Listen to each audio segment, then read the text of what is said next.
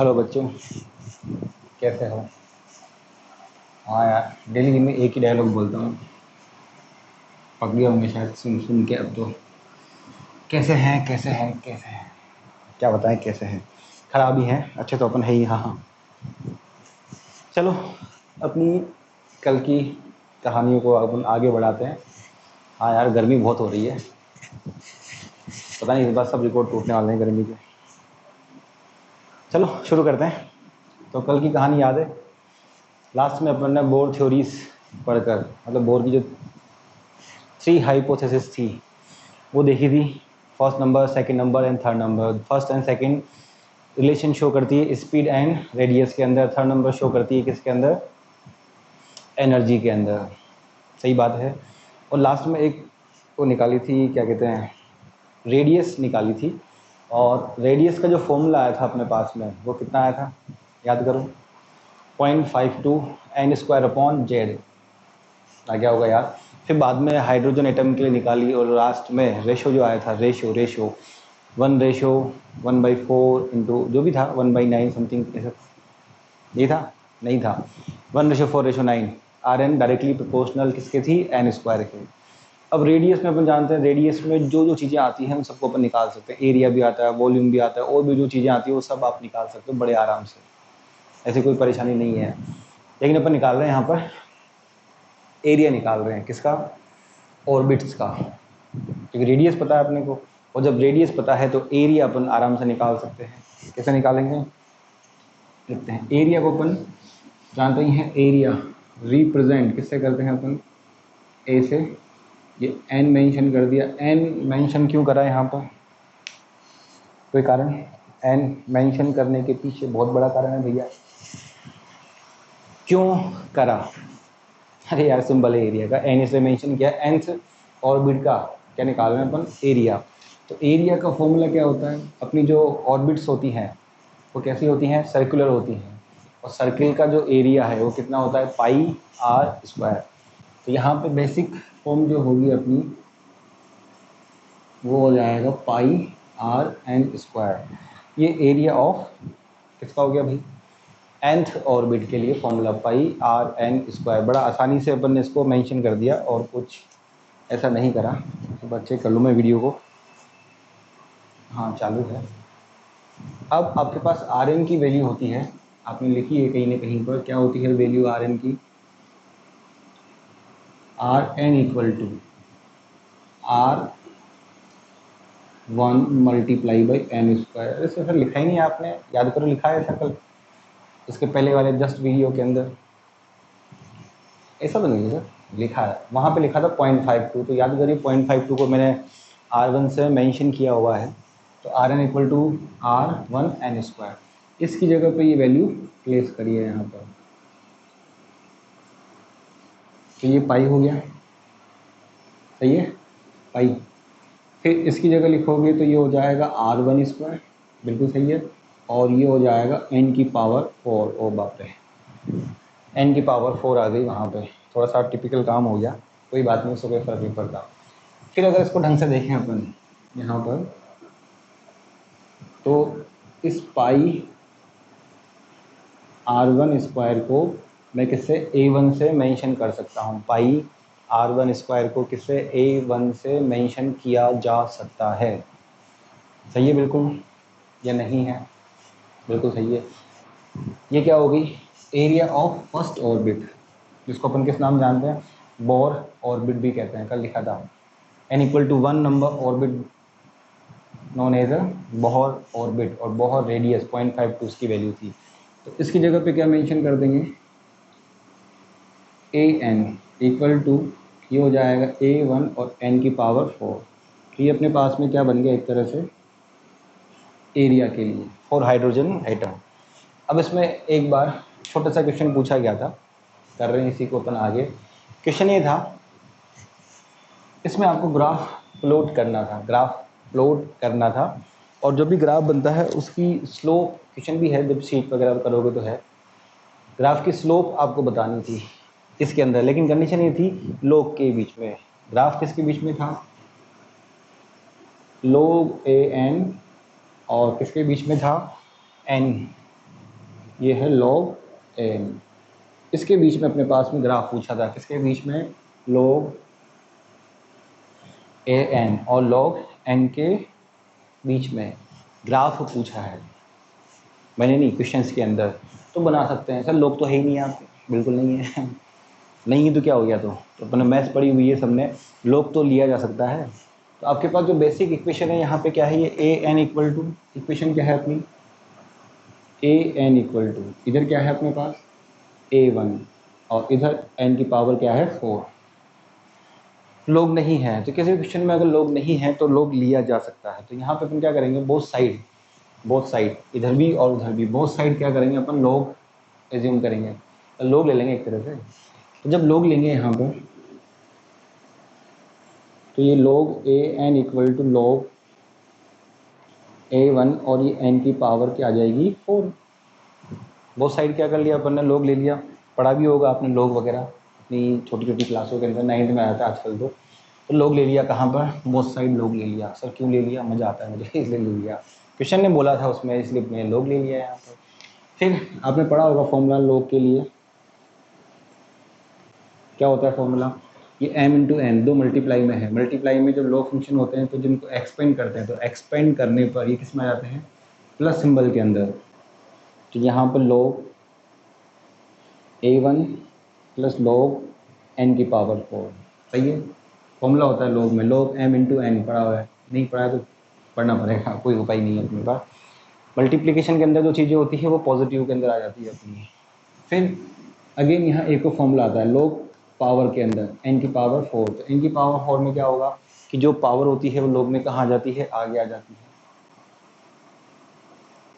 तो log इधर, ये log a1 तो यहाँ पे होगा ही होगा, प्लस में ये 4 log n। तो ये अपने पास में क्या आ गया यहाँ पर 4 log, और ये कितना हो गया यहाँ पर, ये n आ गया। अब जो ग्राफ था वो किसके बीच में था, log a n और log n के बीच में। तो आपको मालूम है एरिया डिपेंड कर रहा है किसके ऊपर, n के ऊपर, यानी ये पूरी टर्म है ये किसके ऊपर जाएगी, y एक्सिस के ऊपर, और ये पूरी टर्म कहाँ जाएगी, x एक्सिस के ऊपर, सही है। एक y के ऊपर जानी है और एक अपने पास में ये x एक्सिस के ऊपर जानी है। तो यहाँ पे ये y इक्वल टू, अगर इसको y से रिप्लेस करते हैं तो y इक्वल टू कितना आ जाएगा, log, और ये 4x, ये बनेगा y equal to log a1 plus में कितना हो गया 4x आ गया।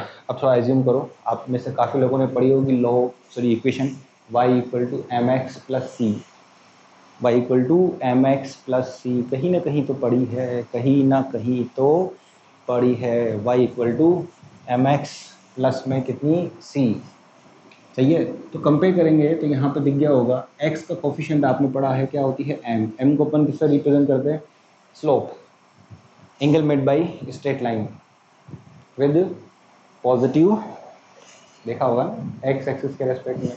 तो आपकी जो स्लोप है ये कितनी थी 4, ये भी उसमें पूछा गया था ऑप्शन के अंदर। अब ग्राफ कैसा बनेगा मुझे तो याद है, तो इधर अगर अपन ग्राफ मेंशन करें इसका यहाँ पर, तो ये है log a n और log में इधर log n, क्योंकि ये x पे ले लिया और ये पूरा y, ये बना। अब ग्राफ की जो शेप है वो कैसी बनेगी, वो चीज़ मेन चीज़ है। तो मालूम ही होगा y equal to M x plus c, equation of किसकी है, इक्वेशन ऑफ स्ट्रेट लाइन है अपने पास। तो ये एक इस तरह की क्या होगी अपने पास में, स्ट्रेट लाइन यहाँ पे बनेगी, और ये जो एंगल यहाँ पे जो स्लोप आएगी ये m इक्वल टू, ये कितनी होगी आपके पास में, ये 4 पॉजिटिव में। तो एंगल लेस देन क्या बनेगा 90। अब बहुत से बच्चों को नहीं मालूम पड़ता, अच्छा ग्राफ की शेप स्ट्रेट लाइन आई, तो यार 10th पास तो है, भले ही कोरोना की मेहरबानी हो कोई बात नहीं, लेकिन 10th पास तो है अपन थोड़े थोड़े से। तो 10th वाले मेथड अप्लाई करिए, कैसे, first number put the value of x equal to 0, then you find y equal to positive value है, तो पॉजिटिव, अरे log a1 आएगा ना, इसको x की वैल्यू 0 प्लेस करिए तो क्या बचेगा, y की वैल्यू log a1, तो पॉजिटिव वैल्यू होगी कोई ना कोई। तो आपका जो फर्स्ट नंबर जो पॉइंट बनेगा वो क्या बनेगा, 0 कोमा समथिंग कुछ पॉजिटिव वैल्यू होगी, 0 कोमा कुछ भी हो सकता है, वो पॉजिटिव वैल्यू आनी है। तो ये पॉइंट कहाँ पे लाई करेगा, 0 कोमा पॉजिटिव वैल्यू, तो ये 0 कोमा पॉजिटिव वैल्यू यहाँ पे लाई करेगा। नहीं करेगा। ऐसे ही आप क्या करिए यहाँ पर फिर अगेन y की वैल्यू 0 प्लेस करिए। y की वैल्यू जब प्लेस करेंगे तो x की वैल्यू माइनस में आएगी।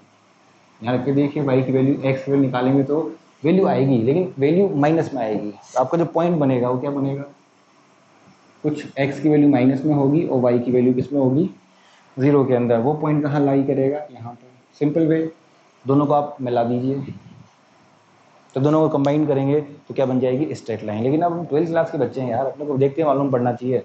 तो y equal to mx plus c the equation of straight line. तो जहाँ स्ट्रेट लाइन आती है वहाँ स्लोप भी आती है। स्लोप क्या होता है, एंगल होता है with respect to x axis के भी। तो ये क्या बनेगा अपने पास, तो जो क्वेश्चन था उसमें था कर्व, उसमें पूछा गया था स्लोप, शेप कैसी बनेगी, कुछ सारी उसमें था मल्टीपल के अंदर ये पूछा गया था। तो याद होना चाहिए किसके लिए, एरिया के लिए। ये था अपना nth ऑर्बिट। कौन सी ऑर्बिट, जो nth ऑर्बिट होती है उसके लिए एरिया, nth ऑर्बिट के लिए area and the curve between log n और log n। सही है, चलते हैं आगे। अब इससे वॉल्यूम वगैरह कुछ भी निकाल सकते हो, ऐसा नहीं है, सब चीज़ आप आराम से एक्सपेंड कर सकते हो। जहाँ जहाँ पे भी आपकी रेडियस आती है वो हर चीज़ यहाँ पर निकाली जा सकती है। सही है, तो आपके पास बेसिक दो चीज़ें हो गई, फर्स्ट नंबर रेडियस आ गई, सेकंड नंबर एरिया। ये फॉर्मूला, ये तो क्वेश्चन के फॉर्म में था कि हाँ इसे पूछा गया हमसे तो हमने डिस्कवर कर दिया यहाँ पर। सही है ना। अब आते हैं अपन अपने नेक्स्ट डेरिवेशन के ऊपर।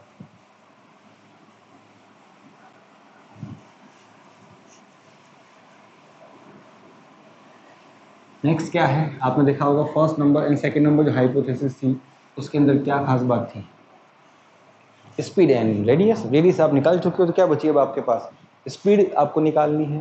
किसके लिए निकालनी है, nth ऑर्बिट के लिए स्पीड। तो अपन बनाते हैं छोटा सा डायग्राम। ये अपनी क्या हो गई, एक सर्कुलर पाथ, बीच में आप जानते ही हो ये क्या होता है, न्यूक्लियस। यहाँ से लेकर ये क्या होती है, अपनी रेडियस होती है। यहाँ अपना जानते हैं अपन इलेक्ट्रॉन होता ही होता है, प्लेस द है यहाँ पर। इसके ऊपर चार्ज ये कितना होता है, जेड ई, यहाँ कुछ कहने की जरूरत ही नहीं है। ये बन जाएगा यहाँ पर वी एन, बन जाएगा यहाँ पर v n, speed of electron. अब स्पीड ऑफ इलेक्ट्रॉन निकालनी, रेडियस अपन निकाल चुके हैं, कोई दिक्कत ही नहीं है यहाँ पर। तो ये सब कहानी आपको पता है। इस डायरेक्शन में क्या काम करता है अपने पास में, ये अट्रैक्शन फोर्स। अगर ये अट्रैक्शन फोर्स नहीं होता तो रिवॉल्व भी नहीं करता बेचारा। किस कह रहा हूँ, न्यूक्लियस कह रहा हूँ, सारी कहानियाँ बता चुका हूँ। तुम भी तो नहीं करते, अट्रैक्शन फोर्स नहीं होता तो तुम नहीं करते, ये भी नहीं कर रहा। चलो, अब बोर की फर्स्ट नंबर जो हाइपोथेसिस होती है क्या होती है, देखिए एम वी एन ये स्क्वायर आर एन, और ये कितनी होती है, के जेड ई स्क्वायर। आगे होगी याद, equation number first according to Bohr first number hypothesis. Last में जब पूरा सोल्व करते हैं ये आता है मायावती इक्वल टू केजरीवाल। तो M we N square R N equal to कितना होता है, के जेड ई स्क्वायर, ये फर्स्ट नंबर होती है। इसके बाद सेकेंड नंबर जो आती है वो आती है depend on angular momentum. Angular momentum क्या होती है अपने पास में, m we n r N equal to क्या होता है, ये n h upon 2 pi, n h upon 2 pi बताया था। मिनिमम वैल्यू एंगुलर मोमेंटम कितनी होती है अपने पास में, एच अपॉन 2 पाई, एच अपॉन 2 पाई, उसका एन टाइम्स मल्टीपल होता है। तो ये दो इक्वेशंस दिख रही है यहाँ पे, दिख रही है ना। कल वाले में क्या किया था, स्क्वायर करके कुछ किया था अपन ने। अब यहाँ कुछ नहीं करना, बिल्कुल ईजी वे है, बहुत ईजी वे है इस डेरिवेशन को रिमेंबर करना। इक्वेशन नंबर 1 है, इक्वेशन नंबर 2 है, क्या करना है, केवल सिंपली डिवीजन करना है, सिंपली डिवीजन करना है केवल। इन दोनों इक्वेशंस में डिवीजन करना है, मतलब आपको इक्वेशन नंबर 1 के अंदर जो इक्वेशन नंबर 2 है इसको डिवाइड करना है केवल। आपका जो भी आंसर होगा वो आपको वहाँ पर ऑब्जर्व हो जाएगा। बहुत आसान काम है, सिंपल से सिंपल वे है। सही है, तो चलिए मिटाते हैं इसको अपन और डिवीजन करते हैं। तो क्या है आपके पास में, ये इधर आर एन, नीचे ये टर्म आएगी यहाँ एम वी और ये आर एन इक्वल टू ये यहाँ पर के जेड ई स्क्वायर एन और ये एच यहाँ पे होगा ही होगा, और ये अपने पास 2 पाई। कुछ नहीं करा, सिंपल डिवीजन किया है। जो मर रहा है मार दो, m m r n v n इधर ही मरेगा, अगर कुछ नहीं मर रहा। तो आपके पास लास्ट में जो बचेगा टर्म, जो बचेगी वी एन इक्वल टू क्या बचा भैया, यहाँ तो कुछ है ही नहीं, जो है सब यहीं पर है। तो ये कितना हो जाएगा 2 पाई के जेड ई स्क्वायर अपॉन एन और ये एच। रिमेंबर रखिए इसमें इस फॉर्मूले में स्पीड के अंदर मास नहीं आ रहा। जैसे कल रेडियस निकाली थी तो रेडियस के अंदर मास कंसिडर था, उसमें आया था, स्टार भी किया था वहाँ पे कि रेडियस डिपेंड करती है मास पे। इससे क्या खास बात है, करती है इसमें क्यों देख काम आती है। रीज़न क्या है, जो बोर थ्योरी अपन पढ़ रहे हैं इसमें इलेक्ट्रॉन रिवॉल्व कर रहा है, जो अपन पढ़ रहे हैं अभी, जो अपने 12th क्लास के अंदर है। लेकिन थोड़ा सा डिटेल में जाएंगे आगे तो जब बोर को जब आगे रिसर्च हुई मालूम पड़ा कि इलेक्ट्रॉन अकेला रिवॉल्व नहीं करता, न्यूक्लियस भी रिवॉल्व करता है, न्यूक्लियस भी रिवॉल्व करता है ऑन ओवन एक्सिस, खुद की एक्सिस पे घूमता है। तो फिर कहानियाँ क्या होती बदल जाती हैं सारी की सारी, और सेंटर ऑफ मास पे पहुंच जाती है फिर सारी कहानी। तो उसके लिए रिमेंबर रखने के लिए शॉर्ट ट्रिक है, इसलिए वो बार बार मैं वहाँ पे मैं एम को आपको स्पेसिफाई कर रहा हूँ। तो यहाँ पे एम से मतलब काम नहीं आएगा, इसलिए छोड़ दिया उधर। चलो अब जो फालतू इनको अलग कर दो, तो इस जेड अपॉन एन अपन ने अलग कर दिया, और ये 2 पाई के टी स्क्वायर और ये एच अपन ने क्या कर दिया यहाँ पर अलग कर दिया। सारी वैल्यूज आप जानते हो, मे बी जितनी भी वैल्यूज है। द वैल्यू ऑफ के 9.1 10 की पावर -30, हो गया उल्टा हो गया। द वैल्यू ऑफ के 9 इंटू 10 की power 9 newton metre square upon coulomb square, वही कुलाम स्क्वायर यार। चलिए द वैल्यू ऑफ ई 1.6 10 की power -19 again कुलाम, and the value of h 6.6 10 की power -34, the unit is joule into second। जब इन सब वैल्यूज़ को अपन रखेंगे और सोल्व करेंगे, आता होगा आपको नहीं करनी। तो वी एन इक्वल टू ये ऑब्जर्व होगा 2.16 10 की पावर 6 मीटर पर सेकेंड, ये मल्टीप्लाई में z अपॉन एन, और पीछे अपनी यूनिट हुई थी ये मीटर पर second. And this is the formula of speed of nth orbit. Electron जब किसी nth ऑर्बिट में होगा, कोई सी हो सकती है, 3rd 4th 6th मर्जी के ऊपर हो, तो उसके अंदर स्पीड का फॉर्मूला है 2.16 10 की power 6 z upon n। You should be remember, याद होना ही चाहिए, बिल्कुल याद होना चाहिए, कोई उपाय नहीं है, बहुत आसान काम है। और नहीं भी तो भूल जाए, डिवीज़न करिए, ये तो बहुत मुश्किल है याद होना, ये हो जाए अच्छी बात है। क्वेश्चंस भी ज़्यादा नहीं है, बहुत कॉम्प्लिकेटेड क्वेश्चंस नहीं है, सिंपल से आपको z गिवन होगा, n गिवन, z बस ये दो चीज़ें गिवन होगी, आपसे स्पीड पूछी जाएगी, इन्हीं के ऊपर घूमेगा। कोई कॉन्सेप्चुअल क्वेश्चन, बहुत हाई फाई क्वेश्चन नहीं बनते यहाँ पर, सिंपली फॉर्मूला बेस्ड। देखिए z n and you obtain your answer easily. तो ये must be remember this formula. Question बनते हैं अच्छे, ऐसी बात नहीं बनते, लेकिन वो बनते हैं एनर्जी के ऊपर ज़्यादा, इसके ऊपर नहीं बनते। तो ये पसीने आते हैं बच्चों को करने में। चलिए अब ये सारी कहानी अपन किसके लिए करते हैं, अगेन आपको पता ही है, for H atom. H atom Z की वैल्यू, तो वैल्यू ऑफ जेड कितनी होगी अपने पास में 1, जानते ही हैं। हाइड्रोजन एटम के लिए एटॉमिक नंबर केमिस्ट्री में पढ़ा होगा 1 ही होता है, कल भी लिखा था, तो कोई ऐसी परेशानी नहीं है। तो value of z equal to आपके पास में कितनी है 1, रखिए इसमें प्लेस करिए। तो ये वी एन इक्वल टू कितना हो जाएगा 2.16 इंटू 10 की पावर 6 मल्टीप्लाई में 1 अपॉन ये एन, और पीछे तो यूनिट है ही सही, मीटर पर सेकेंड। सही है, अब इसमें रखिए एन इक्वल टू 1 यानी स्पीड ऑफ फर्स्ट ऑर्बिट, तो कितना हो गया v1 इक्वल टू 2.16 10 की पावर 6, और पीछे तो यूनिट आप लिख सकते हो मीटर पर सेकेंड। इसकी जो वैल्यू होती है ये c अपॉन 137, ये कई बार आ चुकी है, इसे लिखा है ऑब्जेक्टिव में।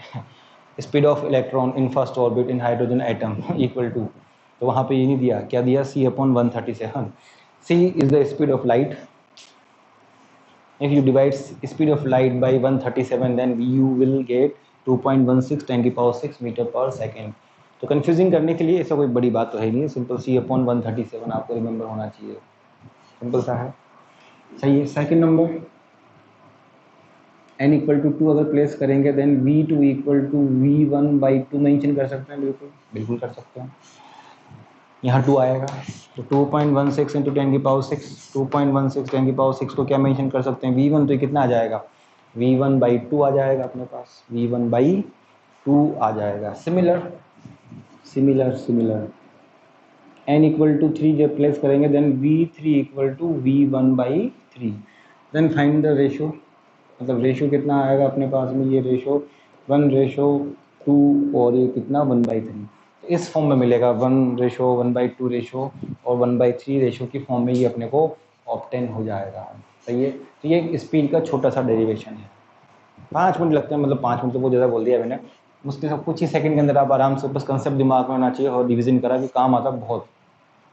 फिर ध्यान रखना है speed does not depend on mass of electron. और कहीं पे भी आपने पढ़ा होगा ग्रेविटेशन में भी, कहीं पे भी स्पीड स्पीड स्पीड जो रिवॉल्व कर रहा होता है does not depend on mass, depend ही नहीं करती है कहीं पर भी। सही है। बिल्कुल सिंपल सा डेरिवेशन, इजीली निकाल सकते हैं। सही है। मिटा दें इसको। अभी इसमें अगर देखो तो अभी तो ग्राफ भी है, बनाते हैं। चलिए, तो अगर देखो फर्स्ट नंबर आपको क्या ऑब्जर्व हो रहा है वहाँ पे, v एन प्रोपोर्शनल z। तो प्रोपोर्शनल के केस में ग्राफ कैसा बनेगा, इन दिस v एन इधर z। तो डायरेक्टली प्रोपोर्शनल के लिए ग्राफ कैसा होता है, straight line, simply straight line.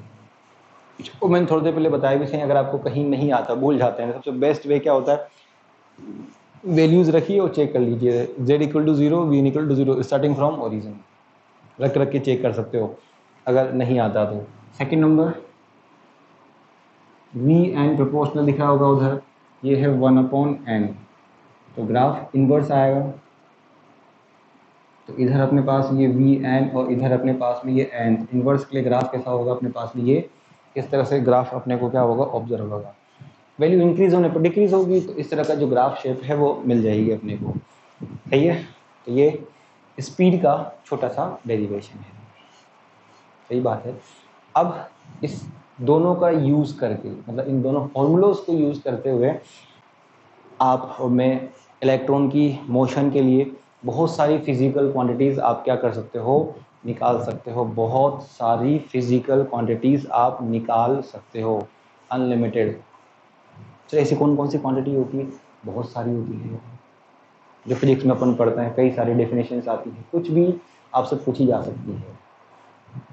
सही है। टाइम पीरियड तो एक सबसे बेसिक एग्जांपल्स है, टाइम पीरियड है, फ्रीक्वेंसी है, करंट फ्लो है।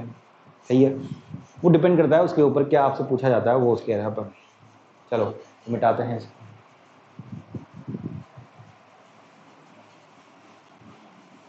मिटा दें, चलो मिटा दिया इसको।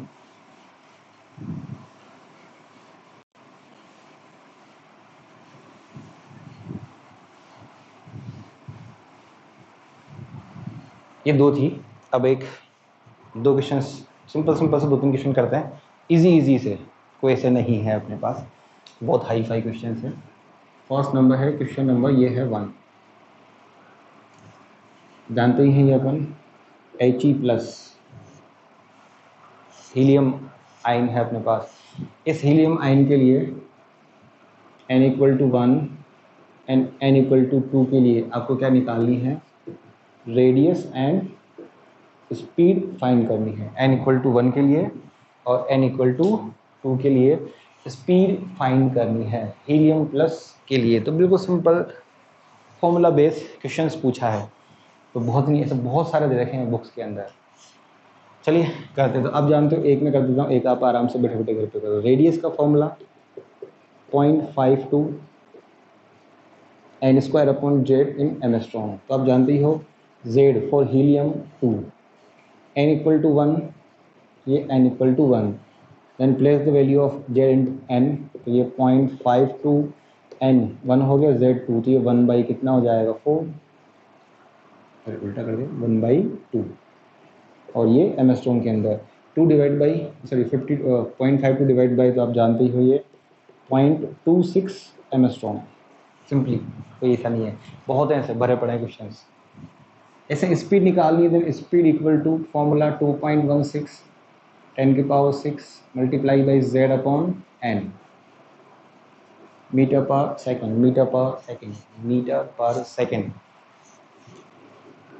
तो ये वी एन इक्वल टू 2.16 10 की पावर 6 जेड की वैल्यू आपके पास 2, ये 1 मल्टीप्लाई कर दीजिए तो ये अप्रोक्सीमेट 4 पॉइंट समथिंग जो भी होगा आ जाएगा आपके पास 4.32 10 की पावर 6 मीटर पर सेकेंड।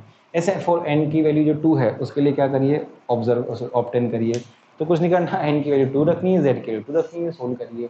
ऐसे बहुत सारे क्वेश्चन हैं, इजी गोइंग आप कर सकते हो, बुक्स के अंदर बहुत ही बहुत है। तो इनके ऊपर अपन ज़्यादा नहीं जा रहे, तो मिटाते हैं पहले इसको।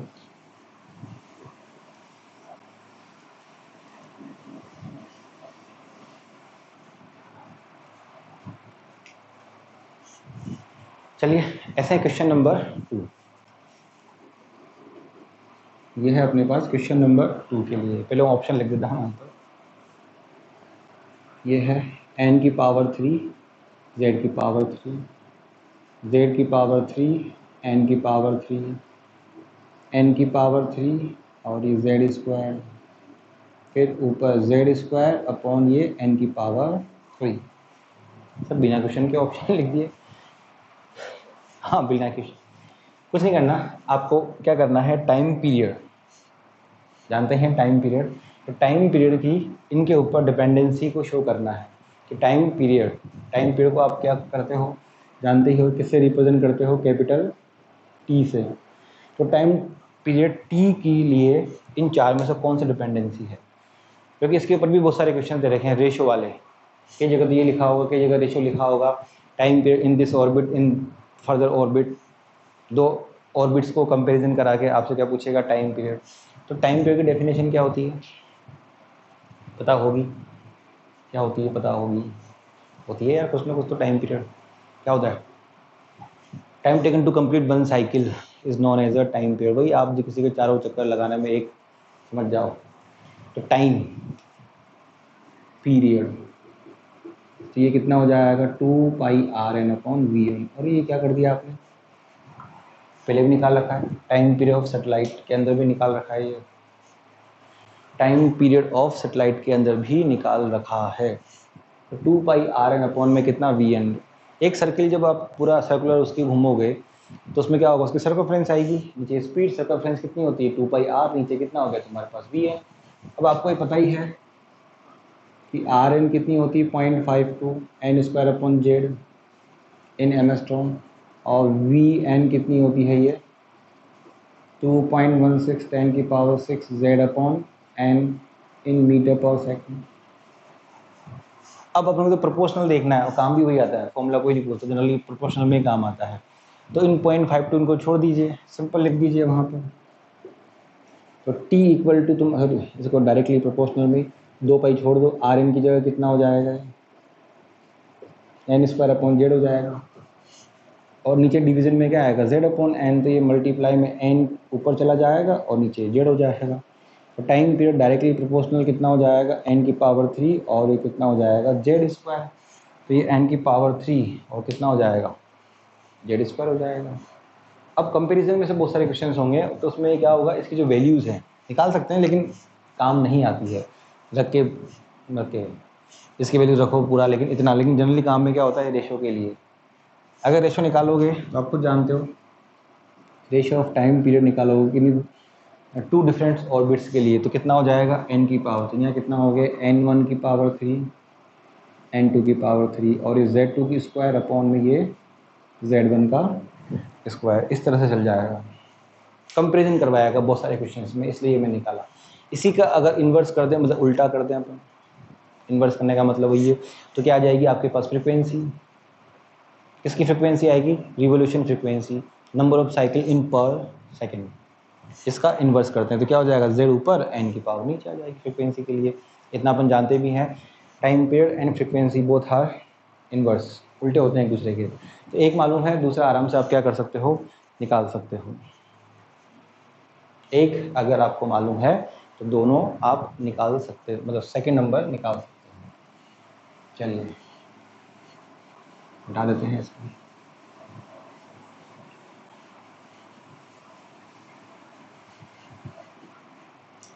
चलें आगे, आगे चलते हैं, कहाँ जाएंगे, चलते हैं आगे। अब एक क्वेश्चन मैं आपको दे रहा हूँ, आपको करना है सिंपली, बहुत इजी क्वेश्चन है, कोई ऐसा बड़ा क्वेश्चन नहीं है, करना है।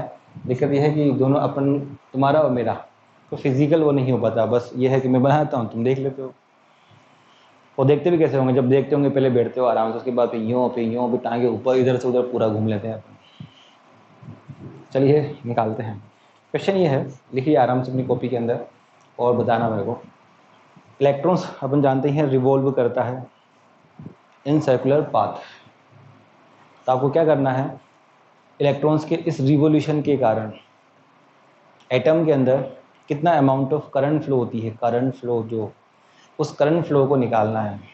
दोबारा सुनिए, find the current flow due to motion of electron in atom.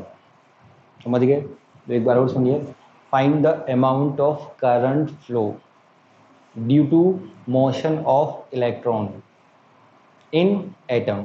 ये आपका क्वेश्चन है, इसको सोल्व करिए और आंसर आप जानते हो कहाँ लिखना है। क्या पूछा है फिर एक बार वापस, फाइंड द वैल्यू या अमाउंट, जो भी आप जानना चाहते हो, current due to motion of electron in any atom. ये आपका क्वेश्चन है, करना है, कॉपी के अंदर आपकी बुक में भी है। अच्छा क्वेश्चन है, सिंपल है, थोड़ी सी कैलकुलेशन लेंदी होती है, वो एक अलग बात है, आपको फॉर्मूला डिस्कवर करना है, केवल पूरा सोल्व नहीं करना। Current due to motion of electron, ये आपका क्वेश्चन है, करिए। चलो देखते हैं फिर बाद में। सही है, तो अपने दो डेरिवेशंस कंप्लीट हो गए हैं, एक रेडियस एंड स्पीड, एक छोटा सा था, किसका था, एरिया का, सिंपल था, उसमें कुछ था ही नहीं। A N equal to nth orbit का एरिया A1 n की पावर 4। अब निकालते हैं यहाँ पर अपन एनर्जी ऑफ इलेक्ट्रॉन। ये बहुत काम की चीज़ है, क्योंकि मैक्सिमम क्वेश्चंस जो हैं अच्छे, वो इसी पर ही बेस्ड हैं, इसी पर ही बेस्ड हैं मैक्सिमम। एनर्जी ऑफ इलेक्ट्रॉन, या इसको भी कह सकते हैं कि बोल सकते हैं अपन टोटल एनर्जी ऑफ इलेक्ट्रॉन। ये वहाँ भी निकालिए, अगर आपने ग्रेविटेशन पढ़ा होगा तो वहाँ पे भी निकाल रखी है, टोटल एनर्जी ऑफ सैटेलाइट्स या energy of satellite. Same concept यहाँ पे काम आ रहा है, सेम फॉर्मूले यहाँ पे आएंगे। डिफरेंस ये है, वहाँ पे ग्रेविटेशनल फोर्स था, यहाँ पे कौन सा फोर्स है, इलेक्ट्रोस्टैटिक फोर्स है, चार्ज के बीच में अट्रैक्शन बिटवीन चार्जेस है। तो यहाँ फोर्स की जो वैल्यू है वो थोड़ी डिफरेंट है, बाकी सब कहानी क्या होती है, वैसी की वैसी होती है। तो अपना थर्ड नंबर डेरिवेशन है, ये है एनर्जी ऑफ इलेक्ट्रॉन। तो ये एक अपन सिंपल सा क्या बनाते हैं, एक डायग्राम, बीच में ये अपने पास क्या हो गया, ये पॉजिटिव, पॉजिटिव क्या होता है, न्यूक्लियस, ये Rn होती है, ये स्पीड होती है। यहाँ अपन जानते हैं चार्ज बता रखा है Ze, एटॉमिक नंबर को मल्टीप्लाई कर दीजिए किससे, E से, और यहाँ पे ये इलेक्ट्रॉन। इधर अपने पास ये क्या हो गया, अट्रैक्शन फोर्स। यही तो है जो अट्रैक्शन फोर्स। अगर ये अट्रैक्शन फोर्स नहीं होता तो ये घूमता ही क्यों, रिवॉल्व भी नहीं करता अराउंड दी न्यूक्लियस, मुझे करता आराम, पड़ा रहता आराम से। अट्रैक्शन फोर्स है, इसीलिए तो आज अपन जो काम कर रहे हैं सारे उसी वजह से। चलिए अब आपको एनर्जी निकालनी है, किसकी, इलेक्ट्रॉन की, इन nth ऑर्बिट। तो टॉपिक अब डालिए करो अपनी कॉपी के अंदर, energy of electron in nth orbit. चलिए निकालते हैं। तो अब जानते हो इलेक्ट्रॉन रिवॉल्व करता है around circular, sorry in circular path around nucleus. सही है, तो पहली चीज़ तो ये मोशन में है, मोशन में है तो इसके पास क्या होगी, एक मोशन की वजह से एनर्जी, और एनर्जी ड्यू टू मोशन कौन सी होती है, काइनेटिक एनर्जी। सही है बिल्कुल। Second number, electron revolve around nucleus in attraction force, और मैंने आपको बताया पहले, attraction force, due to attraction force जो एनर्जी होती है वो कौन सी होती है, पोटेंशियल एनर्जी, बता रखा है पहले। Due to attraction force the energy, potential energy, you should be remember. तो फर्स्ट नंबर आपकी जो एनर्जी होगी ये होगी अपने पास पोटेंशियल एनर्जी, फर्स्ट नंबर पे। अब पोटेंशियल एनर्जी याद करिए, मल्टीपल ऑफ मास ग्रेविटेशन के अंदर, एंड डिवीजन में नीचे क्या था, डिस्टेंस, तो यहाँ क्या आएगा, मल्टीपल ऑफ चार्ज। तो यहाँ कितना, माइनस के Q1 Q2 डिवाइड बाई ये Rn। सही है, पोटेंशियल एनर्जी रखिए वैल्यूज चार्ज की, तो ये आएगा माइनस के, वही Kejriwal k Z E square upon r n. This is the formula of potential energy, this is the formula of potential energy, potential energy, potential energy. Simple formula है, कोई ऐसी दिक्कत नहीं। किसकी वजह से होती है? Due to attraction force. आहा, वही अट्रैक्शन फोर्स, याद करिए पुराना एग्जाम्पल, केटना केफ वाला या किसी और का अट्रैक्शन फोर्स, वही का अट्रैक्शन फोर्स है। चलिए second number is kinetic energy. किसकी वजह से होगी? बताया थोड़ी देर पहले, ड्यू टू मोशन है, इसलिए काइनेटिक एनर्जी नहीं होती तो नहीं होती, पड़ा होता मजे से तो पड़ा होता, लेकिन ऐसा है ही नहीं, रेस्ट में है नहीं, वो मोशन कर रहा है, मोशन है तो kinetic energy. And the formula of kinetic energy, बढ़िया है फॉर्मूला, एक केजरीवाल आता है, एक मायावती आती है। This one is mvn square, 1/2 mvn square, the kinetic energy. अब दिक्कत यह है कि आपको क्या निकालना है? फॉर एग्जांपल थर्ड नंबर क्या निकालनी है? Total energy. टोटल एनर्जी क्या होती है? The sum of potential energy and kinetic energy, sum algebraic sum, simple algebraic sum of potential and kinetic. अब दिक्कत यह है, this one is in Kejriwal form and this one is in Mayawati form, दोनों की parties अलग अलग हो गई। पार्टियाँ अलग अलग है तो इनको सिमिलर करो, कुछ ना कुछ तो करना ही पड़ेगा। तो इसको अपन चेंज कर सकते हैं, मायावती को केजरीवाल की पार्टी में ला सकते हैं बड़े आराम से। कैसे ला सकते हैं? आपको मालूम है, first number hypothesis of Bohr क्या होती है? mvn square rn equal to k Z E square, लिखी है फर्स्ट नंबर, लास्ट में ये आता है, अभी लिखी भी थोड़ी देर पहले।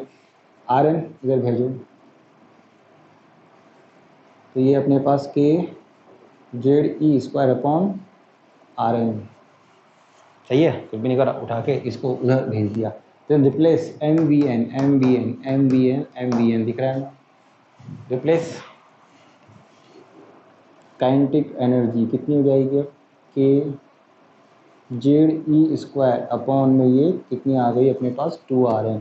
This is the formula of kinetic energy of electrons. ये भी होता है, बिल्कुल है, मैंने कहा मना किया नहीं है, दोनों है, लेकिन यूज़ में ज़्यादा ही आता है सेकंड नंबर, मतलब ये वाला केजरीवाल फॉर्म ज़्यादा काम में आती है। केजरीवाल फेमस है यार, सब फ्री, लाइट बिजली फ्री, तो फ्री क्या तो अपने इंडियंस को बहुत होती है, तो फ्री में तो फिर केजरीवाल देगा। तो इसको मायावती को केजरीवाल की फॉर्म में क्या कर दिया अपन ने? केवल चेंज कर दिया और कुछ नहीं करा, कुछ बहादुरी का काम नहीं करा है।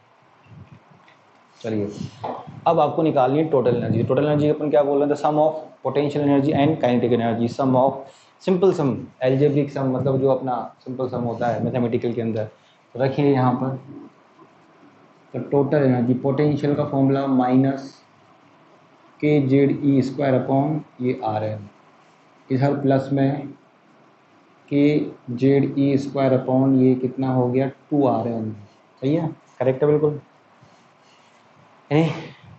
चलो, this one full half simple mathematic apply, minus K Z E square upon 2rn। This is the formula of total energy of electron in any nth orbit. Formula simple formula है, माइनस के जेड ई square upon 2rn, correct, simple formula है, minus K Z E square upon rn, the formula of electrons energy, बहुत काम आएगा। चलिए, अब इस energy के बारे में कुछ बातें करते हैं, तो पहले यहाँ से शुरू करते हैं। दिख रहा होगा फर्स्ट नंबर आपको, एनर्जी ऑफ इलेक्ट्रॉन इन, इसमें सिंबल क्या है? माइनस, तो समझ में आ रही बात। Energy of satellite in gravitation किसमें थी? माइनस में थी। तब भी मैंने वही बातें कही थी जो वहाँ बोली है, वही बातें अपन अगेन यहाँ बोलने वाले हैं, सेम टू सेम थिंग्स आने वाली हैं, सेम थिंग। चलिए बातें करते हैं। First number, energy of electron in negative, क्या शो कर रही है? ये शो कर रही है कि electrons bound with this energy, electron bound है इस एनर्जी के साथ में।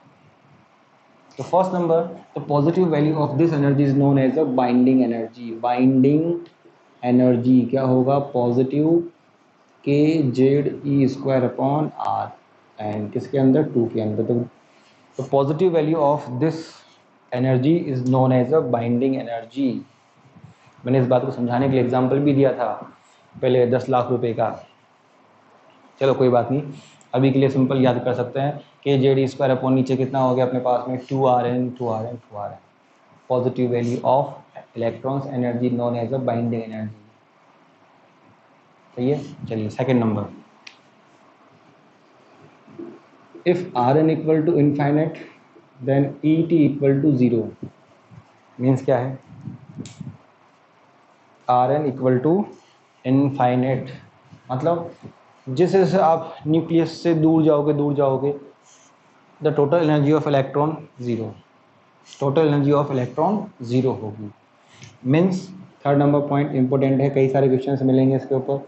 If you increase Rn then Et will also increase. है तो उल्टा हो गया, जबकि आपने क्या लिखा है सर, यहाँ तो उल्टा है Et प्रोपोर्शनल 1/Rn, लेकिन बाहर क्या है माइनस।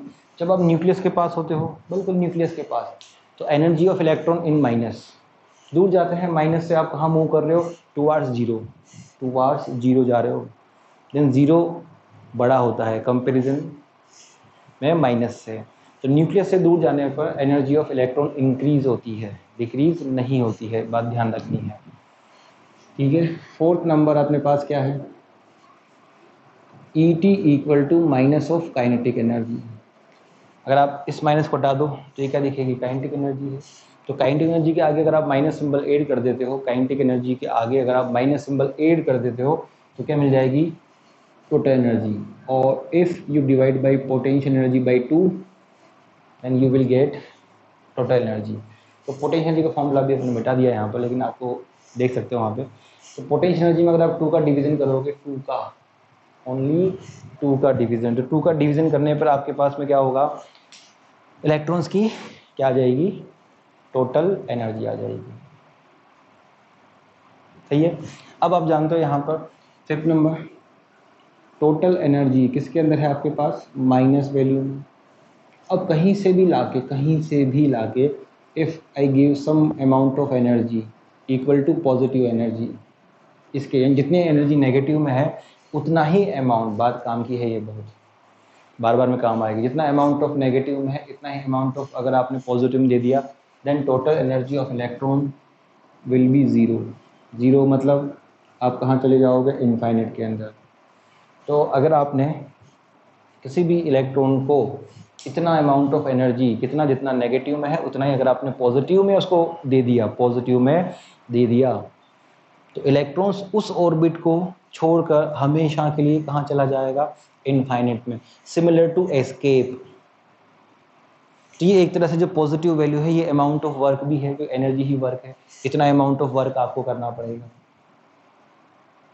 सही है। तो कहीं भी इलेक्ट्रॉन को मूव कराना है, रिजेक्ट वहाँ से हटाना है, तो ध्यान रखना जितना अमाउंट ऑफ एनर्जी होगी उतना ही अमाउंट ऑफ एनर्जी आपको पॉजिटिव में देना पड़ेगा। उसको देने के लिए आप कुछ ना कुछ वर्क करोगे, करना ही पड़ेगा कुछ ना कुछ वर्क, तो वो आपकी इच्छा के ऊपर डिपेंड करता है, तो वर्क तो आपको करना ही पड़ेगा।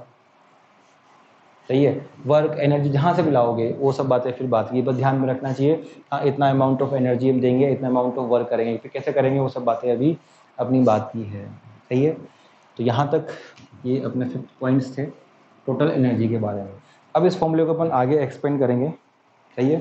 तो अपन करेंगे यहाँ पर कल करेंगे, तो यहाँ तक इसको रिमेंबर रखिए पहले, फिर मिलते हैं अपन कल। तब तक के लिए बाय बाय।